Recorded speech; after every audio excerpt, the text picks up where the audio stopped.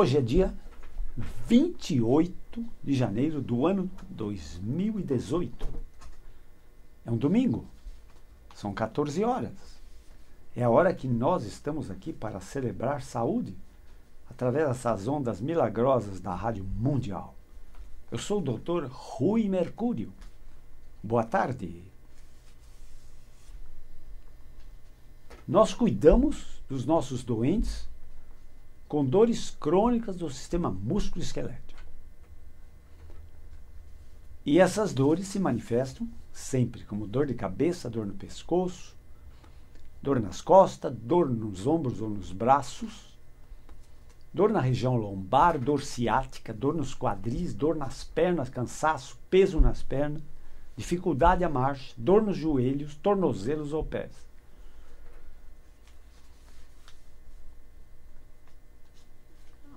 A ciência médica é soberana quando o assunto é doença. Isso também nós sempre repetimos aqui. Tá? Mas a ciência médica, ela mesma sofre de duas doenças. Né? Primeiro, ela é uma ciência de possibilidades, não de certeza. E segundo, embora a medicina a cada momento amplia seu leque de solução de problemas de saúde, por evolução dos meios de diagnóstico e por evolução dos meios terapêuticos de tratamento, a medicina é cada dia uma ciência mais cara. Ela é muito cara para a maioria das populações que dela necessitam. Então veja que paradoxo. Quem mais precisa de ciência médica não tem ciência médica porque não podem comprá-la. Entenderam? A toda hora nós vemos noticiário no jornal, e ainda essa semana eu li num jornal médico que há cerca de 1 milhão de brasileiros esperando oportunidade por um tratamento cirúrgico. Agora imaginem vocês, o princípio básico de cura médica é você abordar uma doença no começo dela, quando ela está se iniciando. A possibilidade de cura é muito maior, é multiplicada, muitas vezes, para a solução dessa doença, entendeu? Mas se esses doentes estão esperando 1 ano, 2 anos, 3 anos para um tratamento cirúrgico, duas coisas podem acontecer. Ou a doença piora muito e se torna crônica, de difícil solução, e às vezes até a cirurgia pode perder o sentido, de tanto que demorou para socorrer esse doente, ou então ele vai a óbito, quando o problema é grave, devastador da sua saúde, entenderam? Então, a ciência médica tem que estar presente em todos os momentos na vida de um doente ou da doença, mas ela tem que ser comprada, pelo menos no Brasil. Né? Em países ultra desenvolvidos, existe uma medicina chamada socializada, em que o doente é um problema do Estado, do governo, dos órgãos públicos. Ou seja, o doente vai ao médico, ele busca o melhor médico que ele acha que tem que buscar, ele se trata no melhor serviço médico, quaisquer que seja o tratamento, quaisquer que sejam os custos desse tratamento, e o médico manda a conta para o governo. Então, são os órgãos públicos que pagam a conta para tratar esse doente. Mas no Brasil, nós estamos longe de atingir essa perfeição, entende? E a cada dia isso parece mais distante. Por quê? Porque a cada dia a medicina é mais cara, entende? E a necessidade de ciência médica é muito grande, de todos, né? Principalmente das populações mais carentes, né? Que se alimentam mal, que vivem em ambientes mais contaminados, onde não tem tratamento do esgoto, entenderam? Onde graçam pragas, muitas bactérias, fungos, vírus, altamente agressivos, causadores de doenças, entenderam? Então, assim, embora a ciência médica é soberana, nem todos têm alcance a essa ciência médica, lamentavelmente, é claro, entenderam? Todos deveriam ter alcance a essa ciência médica. Você está doente, A ciência médica é soberana, ela tem que cuidar de você, ela tem que resolver o teu problema. Entendeu? Mas não é isso que acontece na prática, entendeu? Daí surgem medicinas alternativas, né? Surgem medicinas alternativas ou complementares. Nós conhecemos tudo isso por quê? Porque nós lidamos com doentes crônicos. Eles têm dores crônicas, né? Tem dores crônicas. E muitos deles, quando eu faço uma história clínica, eu atendo meu doente em 1 hora. Então, eu faço a história clínica, é o que ele me conta. Se ele deixou de contar algumas coisas, aí eu entro com uma coisa chamada interrogatório. Eu vou perguntando a ele o que eu acho que é importante e ele deixou de me contar. Depois eu passo para o exame físico. Tá? E depois eu passo para os diagnósticos de possibilidades prováveis. E aí eu peço os exames complementares, que dão o diagnóstico ou confirmam aquilo que eu estou imaginando que seja. Entendeu? Porque é com o diagnóstico firmado, o tratamento é apenas uma decorrência. Entendeu? Não existe tratamento mirabolante. Entende? Não existe. O que existe é um diagnóstico bem feito, talvez mirabolante. Porque uma vez feito esse diagnóstico, o tratamento é uma decorrência. Né? E por isso, é obrigação do médico ele ser muito competente. É obrigação dele. Por isso nós médicos nunca estamos prontos. Nós temos que sempre ficar estudando, indo em congressos, aprendendo e ensinando também, entendeu? Para que nós possamos dar ao nosso paciente o melhor de nós mesmos, da nossa competência, né? Proporcionando ao doente sempre, sempre, o tratamento mais rápido, mais simples, mais eficiente e o mais barato possível. Isso é uma obrigação médica. Então não podemos fugir a essa ética. Entenderam? Somos escravos dessa ética. Entenderam? Mas a ciência médica não só é muito cara, como ela é uma ciência de possibilidades e não de certeza. Além do que, ela é uma ciência. E como tal, toda ciência é materialista. Entenderam? Isso é importante vocês saberem. Né? Por que a ciência é materialista? Porque a construção científica decorre de visão, audição, olfato, paladar e tato, que são nossos sensores físicos, nossos informantes físicos. Eu atendo muitos pacientes religiosos, de várias crenças religiosas. E eu sempre, né, eu sou um dos poucos, talvez o único médico que na história clínica, eu pergunto para o meu doente quais são suas crenças. Podem ser religiosas, ou doutrinárias, ou dogmáticas, mas quais são suas crenças? Entende? E quando eu atendo um paciente religioso, eu entro no assunto espiritualidade ou num assunto muito difícil chamado Deus. Né? Eu frequentei muitas religiões em busca de conhecimento sobre Deus. Né? Sobre Deus. Muitas religiões, muitas doutrinas. Né? Então, quando eu atendo um paciente religioso, sempre falo sobre Deus. E às vezes eles ficam muito bravos, né, que eu falo sobre Deus, e eles dizem, como você fala sobre Deus? Eu estudei teologia. Eu estudei 5 anos de teologia para entender quem é Deus, e você quer falar sobre Deus assim, em alguns minutos? Aí eu replico e digo, a teologia é uma ciência. E toda a ciência é materialista. Olha que paradoxo, né? Uma ciência falando sobre Deus que é materialista? Sim, porque é uma ciência. Entendeu? O que é logia é uma ciência. Pode ser biologia, parapsicologia, entendeu? Pode ser, escreveu logia, é uma ciência. É um estudo científico. Como tal, é materialista. E a ciência médica é materialista. Ela é materialista.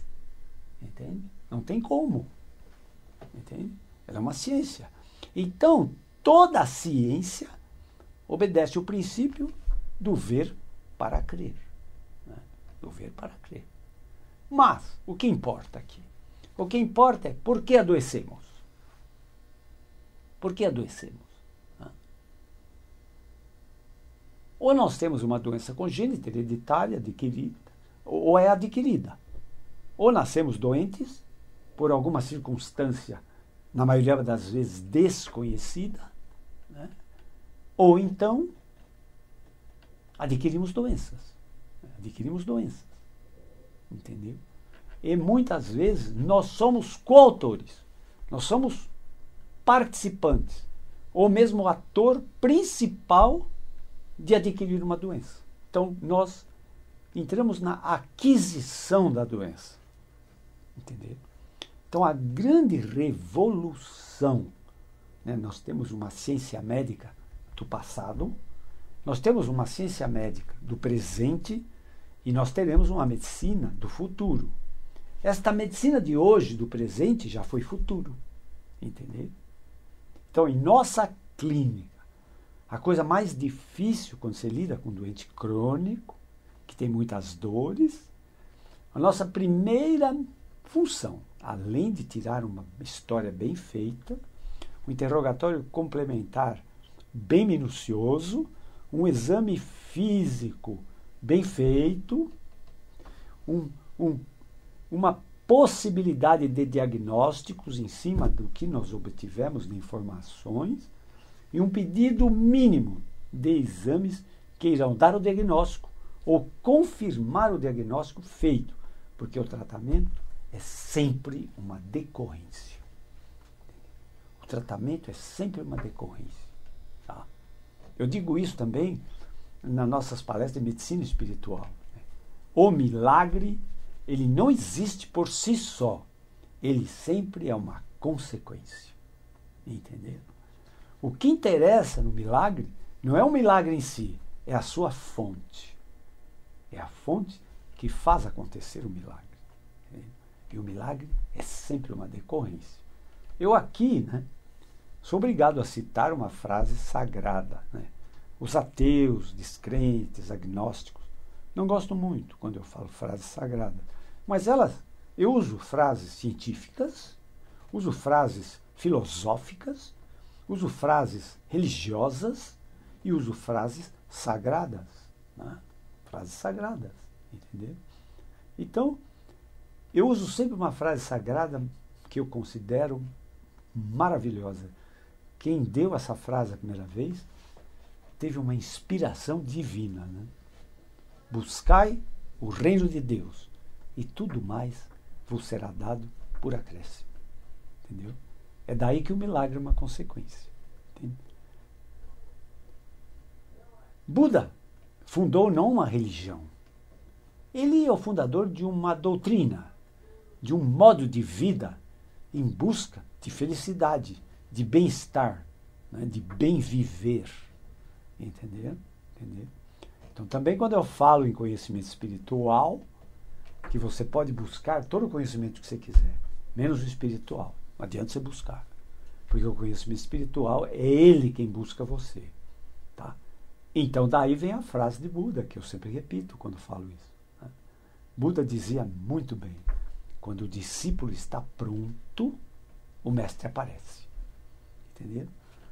Então, peço às vezes perdão para os ateus, agnósticos, crentes, porque todo ensinamento ele pode ter uma fonte científica, pode ter uma fonte filosófica, pode ter uma fonte religiosa, pode ter uma fonte sagrada, pode ter uma fonte em sabedoria. Né? Einstein era um cientista por excelência, mas ele falava frases geniais, né? Inspiradoras, entende? Entende? Ele, na verdade, é conhecido como grande cientista. Não. Einstein era um grande matemático. Não. Einstein era um cosmólogo. Não. Einstein era um físico. Não. Para mim, Einstein era um místico. Entenderam? Nem ele sabia disso. Mas ele era místico. O que é um místico? É o indivíduo que fala através da genialidade. O que é a genialidade? A genialidade é a voz do seu sexto sentido. O seu sexto sentido, chamado de Espírito Santo. Entendeu? É um inspirador da genialidade. Entendeu? Não esqueça que todos nós somos enviados ao planeta Terra para desempenharmos um papel que tenha que ser útil para nós, para nossos familiares, para a comunidade, para os nossos próximos e para os distantes. E eu também repito isso sempre. Se você não está desempenhando esse papel, você não está representando bem o teu Criador. Aquele que te enviou aqui para você desempenhar um papel. Entenderam? Entenderam? Mas vamos voltar à nossa ciência médica. Né? Então, a ciência médica alopática ocidental, ela é bem materialista. Né? Bem materialista. Você é corpo físico e pensamento. Aí nós temos uma ciência médica oriental, em que você é corpo físico, pensamento e energia. Daí nasceu a acupuntura, né? Que é uma terapia de harmonização das energias do corpo. Para a medicina oriental, a doença é um desvio dos seus padrões de energia. Entendeu? E tem outras medicinas. Por exemplo, uma medicina chamada vibracional. Ou seja, a própria medicina oriental é uma medicina vibracional. Por quê? Porque valoriza a energia. Entenderam? Então, por exemplo, é medicina vibracional a própria acupuntura, é medicina vibracional a radioterapia, é medicina vibracional a termoterapia, é medicina vibracional a eletroterapia, a magnetoterapia, e tem muitas medicinas vibracionais, que é a medicina que busca harmonizar em você os seus padrões energéticos, achando que a doença acontece no seu corpo energético para se manifestar no corpo físico. Entendeu? Em todas as medicinas, o corpo físico é escravo da mente, das energias do espírito. Entenderam? Ele é um mero obedecedor de ordens. Embora ele é a estação final onde a doença se manifesta. Entenderam? Entenderam? Depois nós temos outras medicinas. Por exemplo, a fitoterapia é uma medicina que valoriza o poder curativo das plantas. Né? Ela existe. Né? Ela existe. Nós não podemos ignorar aquilo que existe. Entendeu? Então, todos perguntam, como que você sabe tudo isso? Né? Olha, eu lido com doentes crônicos. Eles já tentaram de tudo.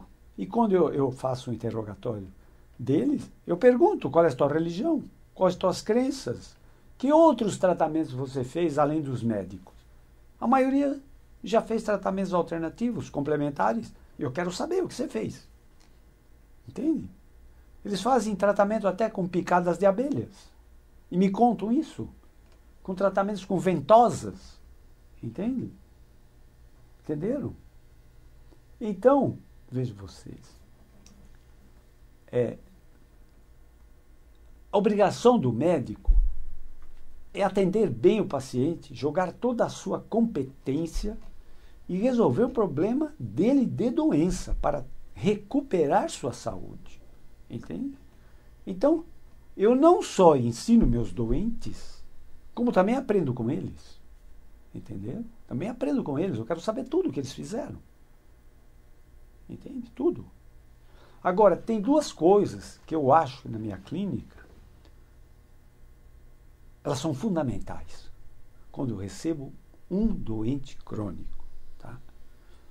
Duas coisas, é um trabalho difícil para mim, porque eles chegam com duas crenças fortemente impregnadas em suas mentes. E como é difícil remover uma crença da cabeça de uma pessoa. A primeira crença cultural, né, é o seguinte: é o poder da idade. Principalmente, o poder devastador da idade avançada. Ou seja, na crença, na cabeça das pessoas, idade avançada é igual sofrimento. Idade avançada é igual dor. Idade avançada é igual incapacidade. Gente, isso é uma crença. Não é bem assim. Entende? É que o sistema esquelético parece forte, mas ele é muito frágil. E você, a cada dia, tem grandes possibilidades de maltratá-lo. Com impactos, com peso, com obesidade, com tensões musculares, entendeu? Com má alimentação, com vícios, entendeu? Você maltrata o esqueleto. E o efeito é somatório. E um dia a casa cai. Entendeu? Então, basicamente, veja vocês, eu tenho que tirar da cabeça do meu doente que a idade não é um fator primordial. É claro que, vejam vocês, na homeostase, que é aquele poder nosso de manter saúde, o nosso estado natural é ter saúde. O nosso estado natural não é ser doente. Óbvio que não. O nosso estado natural é ter saúde. E a homeostase são os sistemas, os mecanismos que existem, independente da sua vontade, para botar você no esquadro de saúde. Entendeu? Entendeu? Então, é claro que a homeostase, vamos chamar de que ela é mais eficiente nas idades mais jovens, desde que você tenha bons hábitos. Claro, existem moços velhos e velhos moços. Entendeu? Depende. Entende? Entende? Você tem um grande poder nas suas mãos. Se chama poder de escolha. Né? O seu destino, ele vai encaminhar-se de acordo com suas escolhas. Quando você era criança ou adolescente, escolhiam por você. Teus pais, tua família, tua cultura, tua sociedade, tua escolaridade, tua religião e até a ciência médica escolhia para você o que você tem que comer, o que não tem, que tomar tal remédio ou não. Mas hoje, quem escolhe é você, na idade adulta. Entenderam? E esse poder de escolha pode te levar a um estado de graça, por exemplo, saúde. Ou pode te levar a um estado de desgraça, por exemplo, doença. Entenderam? Entenderam? Então, esse poder de escolha, Deus não dá palpite. Não, Ele te deu esse poder, mas você tem que ter o discernimento, né? O conhecimento, muito mais que isso, a sabedoria para saber fazer boas escolhas. E a segunda coisa que nós temos que pôr na cabeça do nosso doente que chega crônico é que ele tem que entender que nessa mesa minha de atendimento não existe doença incurável. A doença incurável é uma expressão médica. Entenderam? Uma expressão médica. É a mesma coisa que dizer: a ciência médica não tem competência para curar a tua doença. Então ela é incurável por incompetência médica. Mas não que ela por si só seja uma doença incurável. Não existe o incurável. Como não existe o impossível. Quantos impossíveis hoje são possíveis? Quantos incuráveis da medicina de ontem hoje são curáveis? E quantos incuráveis hoje não serão curáveis amanhã? Então não acredite. Então eu tenho que tirar da cabeça do meu doente essas duas crenças que estão fortemente prejudicando o próprio tratamento, a própria recuperação, que não seja uma cura completa, mas que seja pelo menos uma maneira de amenizar uma situação para melhorar a sua qualidade de vida. Entenderam? Entenderam? Então, essa associação, eu sempre também digo, o melhor parceiro do médico na cura de um doente é o próprio doente. Nós fazemos uma parceria, eu e meu doente. Nós dois vamos te curar. Entendeu? Você tem que fazer a tua parte.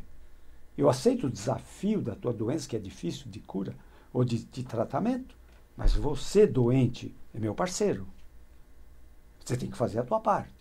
E tem um terceiro parceiro, que eu também sempre digo, que é a sua família. Ela dá o suporte logístico e, eventualmente, financeiro também, para que aconteçam os procedimentos médicos. Né? Entenderam? Outra coisa que eu sempre falo para meus doentes é o seguinte: despesas para melhorar sua saúde, para recuperar saúde, não tem que ser encarada como despesa, tem que ser encarada como investimento.